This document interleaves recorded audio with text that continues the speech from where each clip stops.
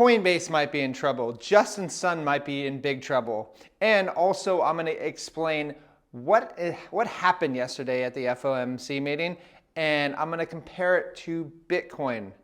That is very important. So let's go over what Jerome Powell said yesterday. He said the process of getting inflation down has a long way to go. It will be bumpy.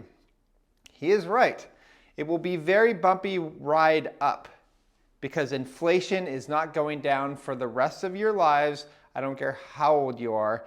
It will never go down for over the long run. There will be ups and downs like this, but it will be a trajectory, upward trajectory. And that's just what a debt-based mechanism such as fiat is built for. It's meant to inflate. Look at 1970 till now. When Nixon took the US dollar off the gold standard, that essentially killed the dollar. That was the final nail in the coffin. Yes, it takes a long time for the dollar to die. It's taken, almost 40 years for this new currency called the US dollar now, because right now is a brand new currency compared to what we had before with the dollar being backed by gold. Anyways, that's a long story. Let's get into more. So TechDev on Twitter says, these guys really out here making 12 to 18 month lag policy decisions based on month-to-month data.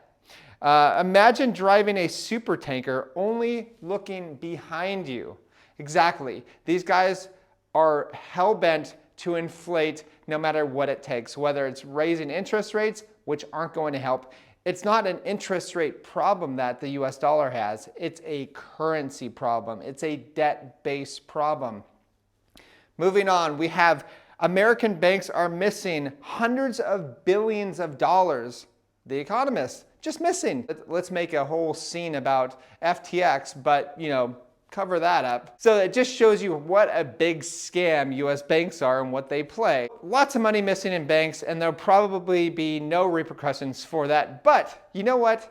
Let's go to Bitcoin really quick. So we have all these Fed decisions being based on pretty much guessing and whatever. We have no idea what's going to happen. Even Jerome Powell just said, hey, you know what?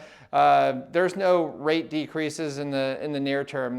And they just walked right off stage. But with Bitcoin, we know exactly what the monetary policy is for the next 100 years. There's no guessing. 2020 halving was a block reward of 6.25.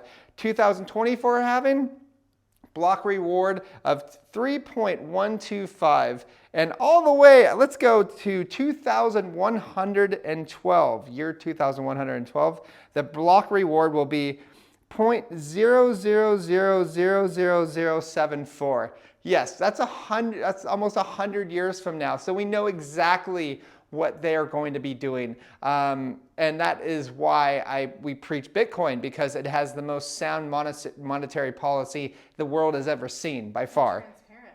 And very transparent. This is the most transparent money the world has ever seen. You don't know how much gold is out there, but you do know how much Bitcoin's out there. Next up, food inflation is at 45-year-old highs. Yes, just like I said, it's going to be a bumpy road upward of inflation. It's not going down. Don't listen to 2% Fed, 2% inflation that the Fed says that we're going to have. Okay, now we have Justin Sun getting sued massively for fraud and manipulation. The TRX is now being called a security. So a couple more people that are in trouble because they were violating securities rules were Soulja Boy. I don't even know the name. Soulja Boy. Rapper. I'm sorry, I don't know this guy, but Lindsay Lohan. Okay, so I think what was that movie that she started? A lot of them. Okay, yeah, that was a test. Yeah, so yeah, they're in big trouble. But moving on to a more important issue is Coinbase right now. They just got a Wells notice warning for potential federal securities law violations. So that means the SEC has already investigated them and seen infractions of the law. And now we're actually going to go after them with a little bit of proof. So we shall see what's happening. It's funny that it happens right when the FOMC meeting happened. I think they're just playing with this space. Like they have bankers that want to buy cheaper. That's all it is. It's all a big game. It has nothing to do with protection whatsoever. Obviously, you probably know this by now if you've been watching this channel. Okay, two more articles. All right, so we have Balaji. He says they will eventually try to seize Bitcoin. Eventually, maybe soon. So buy Bitcoin, get your coins off exchanges, get to a Bitcoin-friendly jurisdiction. He's got something there. States like Florida and Texas in the US could be fine for now.